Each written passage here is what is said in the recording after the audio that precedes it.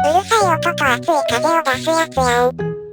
あいつスカンケン、どげんかしてよ。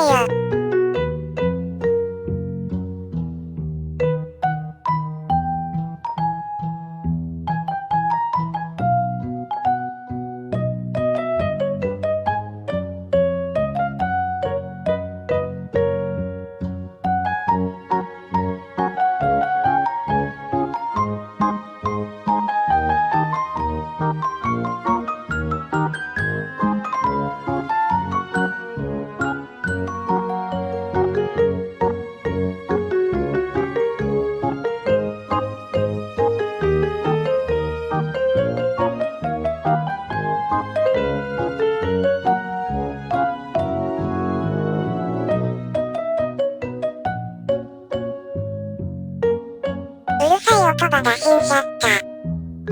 圧か風も打診しちゃった。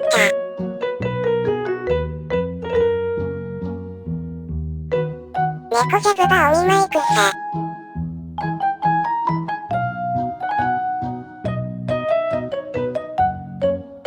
間違うても売りに向けたらいかんよ。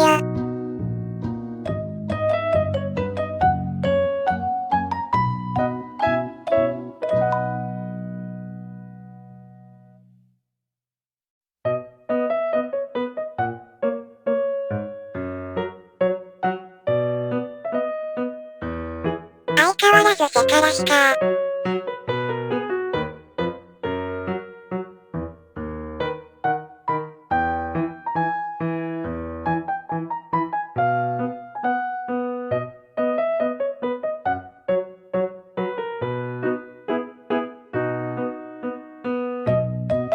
よう我慢しとうけん。稲葉さんのあれば持ってきてやって。